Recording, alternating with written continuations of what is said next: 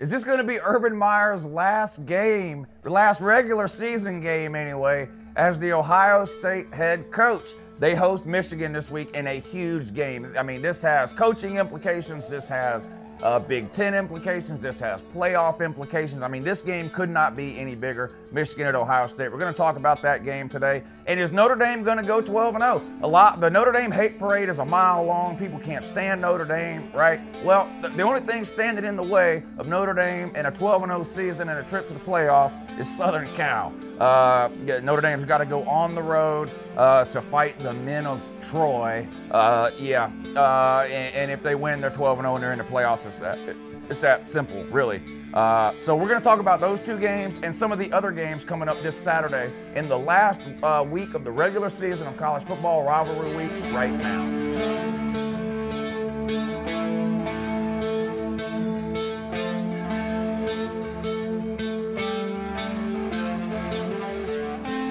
Hey, good morning, it's Uncle Lou here. Yeah, that's right, it's me, Uncle Lou, and I'm live for you on YouTube today. And thanks for watching, I really appreciate it also. And two, I'm gonna preview all the games coming up on Saturday this weekend in college football, the last regular season weekend of the 2018 college football season. This video will be posted on Thursday, so happy Thanksgiving. I'm recording this on Tuesday because I've got things going on the rest of the week and won't have time to record these videos. So if some of the lines are a little bit off, some of the spreads are a little bit off, it's because I'm recording this on Tuesday, but you're not seeing it until Thursday. Again, happy Thanksgiving. I hope you enjoy this time with your friends and family and have a great and amazing day. This preview and prediction video is going to be sponsored by the good people over at betnow.eu. There's a link in the description of this video. If you click that link, it'll take you over to BetNow, and they're going to get you set up with all your college football betting needs for the entire 2018 college football season. They've even given me a promo code to let you guys use. So when you go over there, make sure you enter the promo code Uncle Lou. That's one word, all lowercase letters, Uncle Lou, and they're going to give you a bonus on whatever you deposit. Good luck. All right, I'm going to preview some of these games coming up on Saturday for rivalry week here in college football. And don't forget now, I did the SEC preview video on Tuesday, okay? So no SEC games will be in today's preview. If you're interested in the SEC, click back a couple of videos, check out this week's SEC preview. I did all the Friday games yesterday, so no Friday games today. These are all Saturday games. I'm also going to be live streaming the Georgia versus Georgia Tech game this Saturday for all the Patreon members. I do a live stream or two every month specifically for the Patreon members, and this week we're going to do the Georgia Tech game. So if you want to watch the Georgia Tech game along with Uncle Lou, make sure you join the Patreon page. The link is in the description of this video. It'll take you over there. It says want to support the channel and win a jersey. That'll take you to the Patreon page, get yourself signed up, and watch the Georgia Tech game with me. I can't show the game on YouTube, obviously. I'm just going to do a live stream during the game so we can talk about the game, what's going on. Hopefully you get to see me get really, really excited if things go well. But if they don't, then, you know, Lord knows what you might see. You might see something get broke, me yelling and screaming, whatever. We've done this a few times this year. We did it for the Florida game and the Kentucky game. So you guys have been on the Patreon page for a while. You know what to expect with these live streams. But anyway, join us over there on the Patreon page. We'll have a great time. That's this Saturday. The Georgia game's at noon. We'll start the stream around 11:45. All right, we're going to go in chronological order with these Saturday games starting at noon and working our way up through a primetime game or two. Huge game up first here. I mean, I know this is a big game every year, Michigan and Ohio State, but literally everything is on the line here, really for both of these teams. Now, Ohio State, I think, is on the outside looking in. I mean, the committee, it has proven they just don't respect Ohio State all that much this year. Could that change with a big win over Michigan? Yeah, it could. But they've currently got Ohio State at 10th, which is behind Central Florida. Not a good sign if you're a Buckeye fan. Michigan, of course, sitting at 4th. All they have to do is win their next two games and they're in, right? For Ohio State, it's not quite that clear, in my opinion. Ohio State could win their next two games, and I'm not convinced they'll get in. They might, but anyway, getting ahead of that, that's playoff discussion. Michigan's a 4.5-point road favorite at Ohio State. Hard to believe that a Michigan team is a favorite against a one-loss Ohio State. Ohio State has absolutely dominated this series in recent memory, right? But Ohio State has had a little bit of a disappointing season, even though that's not reflected in their record. Of course, they got blown out by Purdue. They disappointing performances really against Nebraska, against Maryland last week with an overtime win. Defense has just not showed up at all several times for Ohio State this year. They can't afford to have that happen this week or they'll take a giant L to Michigan. Michigan is a good team this year. Those Michigan teams that you saw the last couple of years that had really good defenses but couldn't move the ball to save their life, Those teams are gone. Michigan's offense is the best that it's been under Jim Harbaugh. Are they elite offensively? No. Do they have a Clemson offense, an Alabama offense, an Oklahoma offense, even a Georgia offense? No, they don't. But their defense is 100% legit, okay? Michigan's defense is everything Ohio State wishes it was, period. I don't see a way Ohio State wins this game. I think Michigan is just a better team. And I don't think it's that close, to be honest.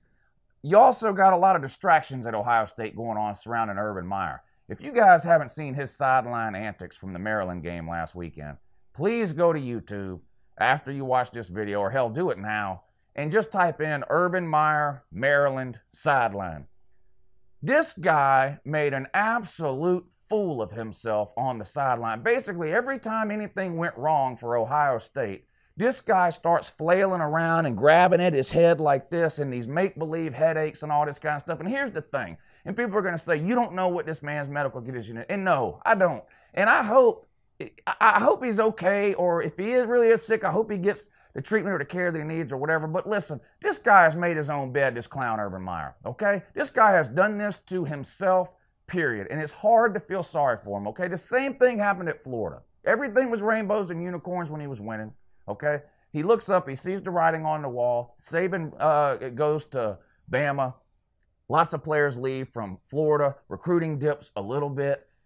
All of a sudden, he's got health issues. Half his team was criminals, too, by the way. We have 38 arrests or something with Florida players while he was there. So anyway, the point is, Urban Meyer comes out with this huge press conference and says, I'm sick. The doctor says I can't coach anymore. I got to retire. I got to quit. Well, less than a year later, he takes a job at Ohio State. And now fast forward to now, and here we go again, right? Off-season issues, distractions, domestic abuse with assistant coaches, covering up. Was it covered up? Did the wife know? Did the wife tell him? According to Urban Meyer, him and his wife don't talk. I mean, just, he hundreds and hundreds of text messages deleted off of his phone. He doesn't recall. I don't know. I don't recall. I can't remember. I have memory issues due to severe headaches. And, same type of thing we started hearing at Florida when it started to unravel. Couple of weeks ago, now he's got a brain cyst or something like this. Last week at Maryland, things are going bad. He's on the sideline. I mean, they had to bring a gurney out for this guy. At least they should have. And here's my thing.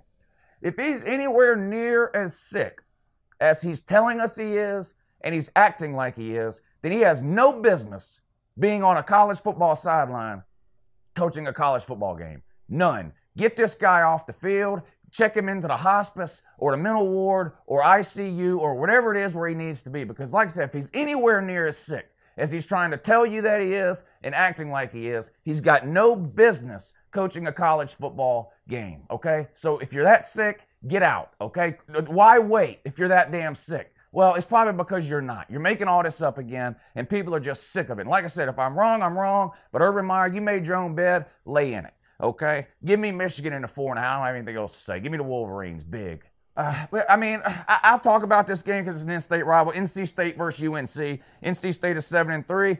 North Carolina is 2-8. They're one of the worst teams in America. Fire Larry Fedora, please. Congratulations for winning your division 3 years ago, whatever it was. Since then, you've won, 4 games or 3 games last year. Now you're sitting at 2-8. Pitiful, pathetic, sad, off-the-field issues, players selling shoes or whatever, 9, 10, 11 players suspended for 3, 4 games or whatever at the beginning of the year. NC State will drag you. They're a 7-point favorite. Give me the Wolfpack latest 7. Stanford at UCLA, another pretender, elite coach here in Chip Kelly. Stanford 6-4. Man, that's disappointing. And I like David Shaw, too. And what happened to Bryce Love? Man, you ain't heard nothing about this guy this year, have you? No, you haven't. UCLA 3-8. Pathetic, man. You got to go all the way back to 1989 to find a year where UCLA won 3 games, okay? Last year, they were 6-7. And you fired that guy and bring in Chip Kelly. This guy, 3 games? Pitiful. Pitiful. Stanford, a 7-point favorite on the road at UCLA. You know what? I had UCLA circled. I was going to take UCLA in the 7. I just can't do it. Chip Kelly is that bad. Another person I don't have any use for, Chip Kelly. Give me the tree, and get rid of that tree though at Stanford. I mean, Stanford Cardinal, you got a damn Christmas tree running around on the sideline. Do better, but give me Stanford latest 7. Pittsburgh at Miami. Miami, another pitiful, pathetic, and piss-poor team that's underachieving and can't live up to expectations for no damn reason. They're sitting at 6-5 in one of the worst divisions in all of college football. This is pitiful, pathetic, and sad. Miami was a top 10 team in the preseason. I mean, they've completely fallen off the rails. Mark Richt is doing Mark Richt stuff at Miami. He won't hire an offensive coordinator. He's swapping QBs in and out. You got an elite defense and an offense that can't get a first down. How many times we see that at UGA? Or the other way around, you'd have an offense scoring 35 points a game, but a defense giving up 37 points a game. This guy can't get it together on both sides of the ball, refused to hire an offensive coordinator, went through that at Georgia too.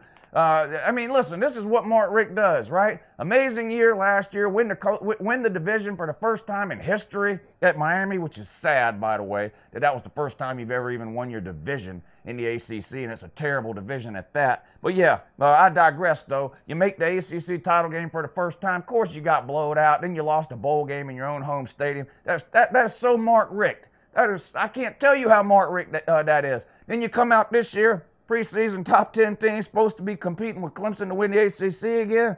Nope. Sitting on 6-5. Pitiful.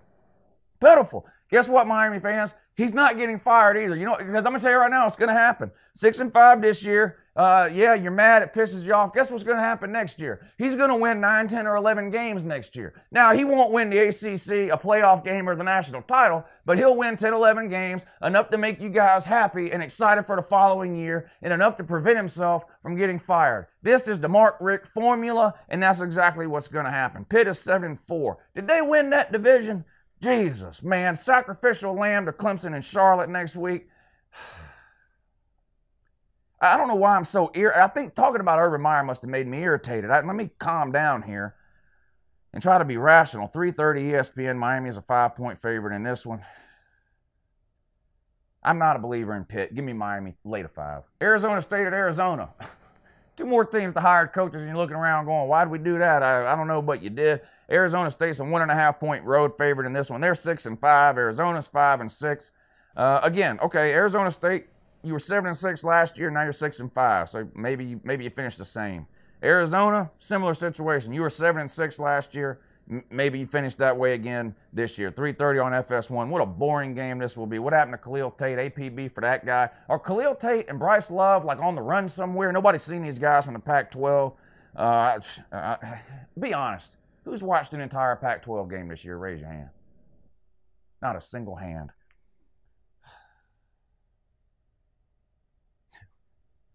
Give me Arizona.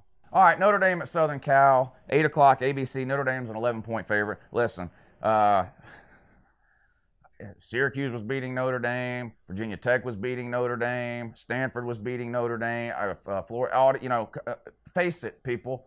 Notre Dame, look at Notre Dame's schedule. They're better than every team on their schedule. If you didn't know, Notre Dame was going 12-0 6 weeks ago, okay, when I started telling you that. And a 12-0 Notre Dame is getting in the playoffs, period. And to be honest, I think a 12-0 Notre Dame team probably deserves to get into the playoff. I still think they should join the conference and the rest of college football and stop living in the Stone Ages. No one cares about the Echoes, whether they're woken up or not. I can promise you that. Rudy was a long time ago. I'm not even going to get started on all that. Join a conference. But the point is, Notre Dame knows if they want to make the playoffs, they got to go 12-0. They don't have any room for error like most of the teams from other conferences do, right? Most other teams can lose a game, still win their conference, and get in because of a big win at the end of the season. Notre Dame doesn't have that 13th game to fall back on. They don't have that conference title game to fall back on. So Notre Dame, 12-0, they're in the playoffs. The hate parade for Notre Dame, I don't like Notre Dame either, but if you didn't think Notre Dame, if you thought, I mean, some of y'all really thought Notre Dame was losing to Syracuse. Some of you still think they're losing to Southern Cal. Seen it in the comments section. Breaking news. They're not losing to Southern Cal. Southern Cal is terrible. They should fire Clay Helton right after this game, in my opinion. Shouldn't even wait. Maybe they do like Lane Kiffin and just fire this guy on the tarmac at the airport. I don't know. How is a Southern Cal team 5-6 and not even going to make a bowl this year? Because they're not beating Notre Dame. Let's just be real. They're not. They've lost 4 of their last 5 games. Only win is against Oregon State, the worst team in the Pac-12. Helton needs to be gone, big time. Notre Dame will roll in this game. 11 points, not nearly enough. It could be twice that. Notre Dame will win this game by 3 touchdowns or more. Give me the Fighting Irish, Lady 11. All right, that's going to do it for the previews this week. So just, again, to recap, because I even got confused myself because I recorded all these on the same day. So if you want to flip back and watch other preview videos, Tuesday I did an SEC preview video that was uploaded to the channel. Wednesday was uploaded all the Friday games, a preview of all the Friday games this week. And then Thursday, which is the day you're watching this, this is uploaded Thursday, is a preview of all the Saturday games, okay? So tomorrow is Friday. I'll have my Georgia Tech hate video up tomorrow, the come get you some video. That will be posted tomorrow, okay?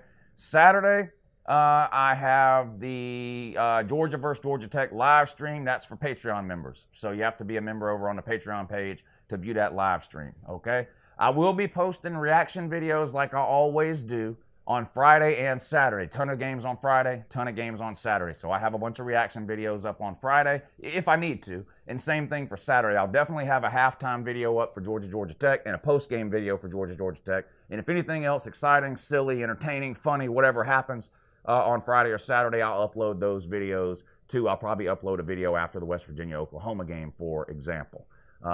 Anyway, that's it. Hope you enjoyed the previews this week. Enjoy your Thanksgiving. Spend some time with your families. I'm thankful for each and every one of you that watch these videos. I cannot thank you enough. I can't tell you what it means to me that you guys watch these videos. I still get amazed that anybody watches. I just hit 15,000 subscribers yesterday or the day before, whenever it was, and I just, I mean, I can't believe it. So thank you. It's all because of you. So thank you guys. I really appreciate it.